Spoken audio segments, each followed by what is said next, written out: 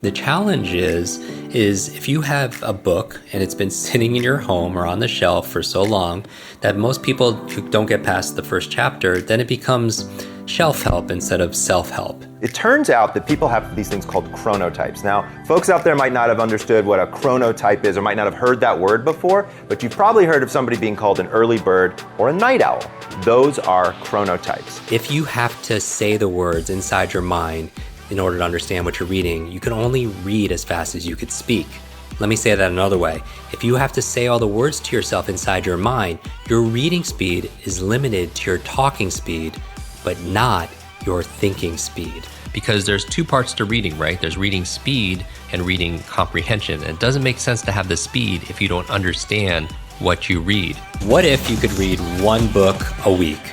One book a week, that's 52 books a year without speed reading. Would that give you an advantage? A little bit or a lot? One of the reasons why I love the topic of reading, we've all heard the phrase leaders are readers, is because, as many of you know, I grew up with learning challenges from a brain injury, and it actually took me an extra few years to learn how to read. And it was one of my biggest challenges. I remember when they would pass around the book in elementary school and you'd have to read out loud, and I couldn't do it. And I think that's where a lot of fear of public speaking actually comes from. And maybe that's where I got my fear of public speaking. But I know that leaders are readers, and you know it too. That if you're listening to this, you know the power of reading. And that if somebody could read 52 books a year, they have a huge advantage over somebody who only reads 2 books a year. In fact, I've read before that the average person only reads a few books a year, while the other average CEO actually reads 4 or 5 a month. So the reason why reading is so powerful is we live in this information age where the right knowledge is not only power, it's profit. And I don't just mean financial profit, that's obvious. There's a divide between those who know and those who don't know. But the beautiful thing about it is we live in an age of not muscle power, it's mind power. And the quicker you could learn, the quicker that you could earn. And so we live in this knowledge economy, but how do you learn most of this knowledge? It's still done through reading.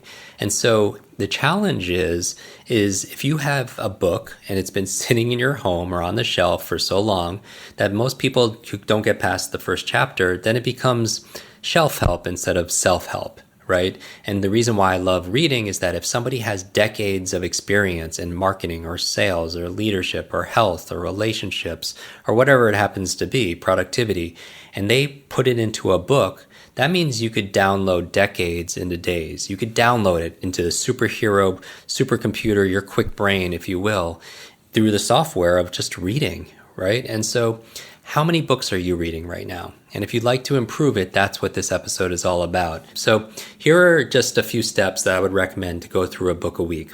Number 1, I would keep a book list. Keep an active book list. And so every time that we recommend books, whether it's from us or you get it from another source, write it down or keep it in your smart device or keep it on Evernote, wherever you happen to have it. Keep an active book list of things that you're excited about reading.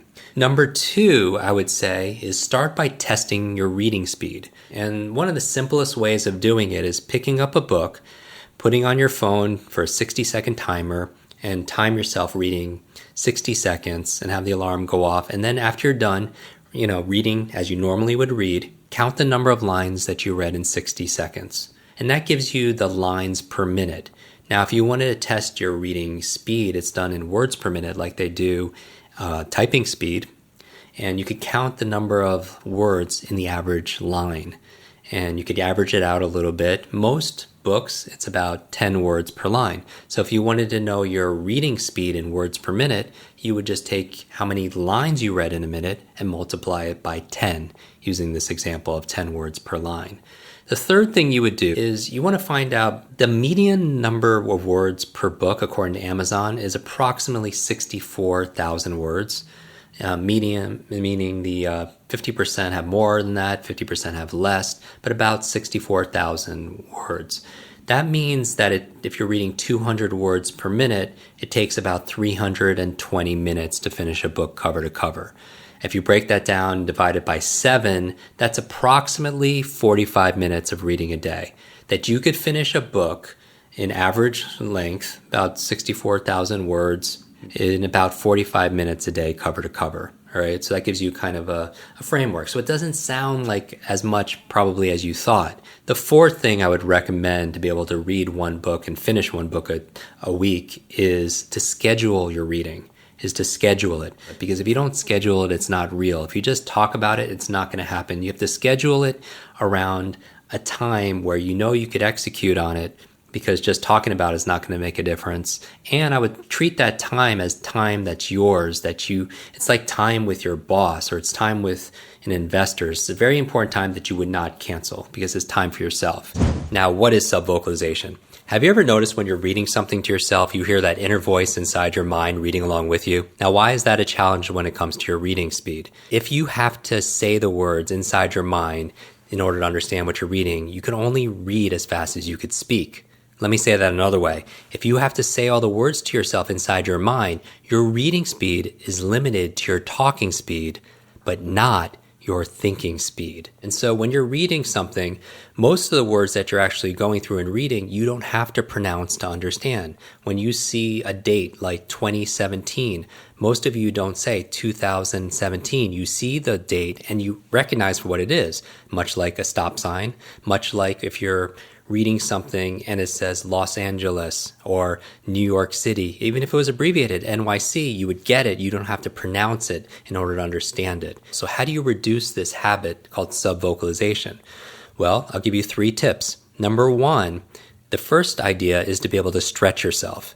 Stretch yourself. That means to read faster than you normally do, because the goal is, when you're reading faster, what will happen when you stretch yourself is your mind is always looking for shortcuts, and it's going to spend less time filling in the filler words, like saying the filler words like and, there, because, that is. All these words that are there that don't have any inherent meaning, because you're not reading for the words, you're reading for the ideas, right? So you're not spending the time doing that. So you want to be able to stretch yourself doing some of these drills. The second thing I would recommend is to listen to music. And I would listen to music. You would have to find music that really agrees with you, that I would avoid ones that have lyrics to it. Classical music has always worked well for myself and a lot of our students. I am partial to Baroque music. It has about 60 beats per minute. And so having that, listening to the sound of the music sometimes will help drown out the sound of our internal voice, potentially. And the third tip I will give you right now that you could use right away is a pattern interrupt. A pattern interrupt. So you need to distract yourself. Basically, what it's doing is when people are reading, you'll see them moving their lips, or they're talking to themselves under their breath. And what you have to do is you have to give your mouth something else to do while you read. And so it could disengage from that speak mechanism in the brain. So what can you do? Number 1, in no particular order, some people could hum. You could hum while you're reading, because that resonance, that sound there will prevent, you can't be humming and also be talking to yourself at the same time. Other things that we would recommend is chewing gum. Some people say that chewing gum is actually good for your brain. I would say that would be dependent on the quality of the gum that you're using, but chewing gum can help break the pattern that we've learned back in school, where we're talking out loud and saying the words to ourselves. And the other one I would recommend would be to counting. And what I mean by that is, if you're saying internally, you're counting numbers, let's say 1, 2, 3, 4, 5, then you can't be also simultaneously subvocalizing and saying the words to yourself. Now, in the beginning, a lot of these practices will be distracting because you don't normally do that while you read. But what your brain is also going to be doing is it's also very efficient. And after it starts to do this for a while, it'll start paying more attention to what's in front of you in terms of reading and boosting your reading comprehension. But counting as you're reading, you can't possibly be saying all the words to yourself while you're reading when you're counting 1, 2, 3, 4. Do you have too much to read, but too little time? Are your shelves full of books that you haven't read yet and become shelf help, not self-help? And that's why I created the Kwik reading course. 15 minutes a day, 21 days will absolutely transform your life. Just go to kwikbrain.com/reading. Use the code podcast15 and you'll get instant access. Dr. Michael Bruce. Great to be here. So I wanted to have a quick conversation with you. We're talking about reading. Right. And so what I thought we'd do is talk about ways that they could increase their mental acuity, their energy, and their focus and combat that fatigue. So where would we start? Reading fatigue is a real thing. So that's first of all, is it definitely is something that people experience quite a bit of, and especially if you want to read and get that information in your head and you're so gung-ho to do it, you need to be careful. So one of the things I'm always talking about with my patients is taking breaks, right? So you don't want to be going and going and going because it will cause a decent amount of eye strain. And now people might be wondering, wait a second, didn't he introduce you as a sleep doctor? Why on earth are you talking about eye strain? So it turns out that when light comes in, it can only really pretty much go one place, and that's through our eyes, and that actually affects our circadian rhythm, that internal biological clock. Now the reason I bring this up is because there are certain times of day where you're going to be more alert and certain times of day where you're not going to be able to ingest all that great information. And so some people can actually time their breaks when they're not going to be so alert. It turns out that people have these things called chronotypes. Now, folks out there might not have understood what a chronotype is or might not have heard that word before, but you've probably heard of somebody being called an early bird or a night owl. Those are chronotypes. And it turns out that different chronotypes have different alertness times. Now, one general blanket rule for everybody out there is between 1 and 3 p.m. in the afternoon is really never a good time for most people. And I'll tell you why. There's actually a small core body temperature drop which releases melatonin in our brains. For folks out there, remember, melatonin is that key that starts the engine for sleep. So we don't want that in the middle of the day. Great time to take a nap, by the way, and feel even more alert, but not necessarily the best time to read, right? So there's tremendous differences. So once you kind of get a feel for what your chronotype is, you can really figure out exactly when is your perfect time to read. So it's not even just what people do or how they're doing it, it's actually when they do it. Exactly. So that's really key. So when we're talking about fatigue and frustration, I know one of the biggest frustrations people have is their eye fatigue. And really what it comes down to is this word called fixations. These fixations where people are reading and they're stopping at every single word. And every single time they make a stop, it takes more time, it takes more energy. Yeah, I mean, it would make sense to me because if your eyes are continually moving and not stopping nearly as much, every time you stop, you have to pause, which causes muscles in your eye to stop. And that means that's where you're going to get the fatigue. So it makes perfect sense. And it's interesting when it comes to focus, people think all the time that if they read faster, their comprehension will go down. But in actuality, we have students in over 180 countries. When people actually read faster, they actually have better comprehension because they have better focus. It's similar going back to that metaphor of driving a car. If you're driving really slow in that traffic, you could be doing many different things, right? You could be drinking your bulletproof coffee, you could be trying to text, you could be putting on your makeup, you could be having a conversation with someone in the car with you, you could be thinking about your dry cleaning, 5 different things because you're going so slow. Right? But if you're racing cars and you're going really like breakneck speeds at, let's say, 200 miles per hour, where's your focus, right? On the road. Exactly. On the act of driving and on the road. You're not thinking about the dry cleaning. You're not trying to text. You're not trying to do anything else. And that's why the better readers, the faster you read, the better your comprehension, because the better your focus. Because if you don't give your brain the stimulus it needs, it'll seek entertainment in the form of distraction. How do you boost your ability to understand what you read better? Because there's 2 parts to reading, right? There's reading speed and reading comprehension. And it doesn't make sense to have the speed if you don't understand what you read. You see, traditional speed reading has long been associated with skimming words, skipping words, getting the gist of what you read. Now, maybe because I started as a memory trainer, I think it's very important not just to read something, but to retain it and understand it. Because have you ever read a page in a book, got to the end, and just forgot what you just read? Have you ever been asked to talk about something you just read? I'm going to give you 3 techniques to boost your reading comprehension, and I call them the 3 R's. So let's do this right now. The first R to boosting your reading comprehension, number 1, is you have to read. Now that's obvious, right? Because you can only understand something if you actually read it. So you start by reading it. So remember to go back to past previous episodes, because this is not just a podcast. This is your online brain training academy. Remember subvocalization, that inner voice you hear inside your head, you hear that voice inside your head while you read. But that's a big obstacle because if you have to say all the words to yourself, you can only read as fast as you could speak. Now, the second thing I want you to do is I want you to relate. That's the second R, is to relate. What do I mean by that? I mean, read something and then talk and relate about what you're reading to somebody else. And now, why is that important? Because you're going to be training yourself to learn what it really means to understand something, maybe even for the first time. And this is a very sensitive topic for me because, as many of you know, I had a brain injury at the age of 5 and I had learning difficulties and challenges. I had bad focus. I had a really challenged memory. Teachers would have to repeat themselves 4 or 5 times in order for me to understand what they were saying. And it took me an extra 3 years just to learn how to read. And when teachers asked me to talk about what I read, I couldn't do that because I didn't understand it. So relating and talking about what you read is a very powerful tool to teach yourself what it means to understand something brand new.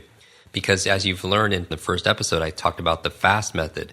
And the T stands for what? It stands for teach. Because when you teach something, you get to learn it twice. So what I'm going to ask you to do after you read something to train your comprehension, the second thing I want you to do is relate it to somebody else. So what I'd like you to do is to dedicate 3 minutes just to talk about what you just read.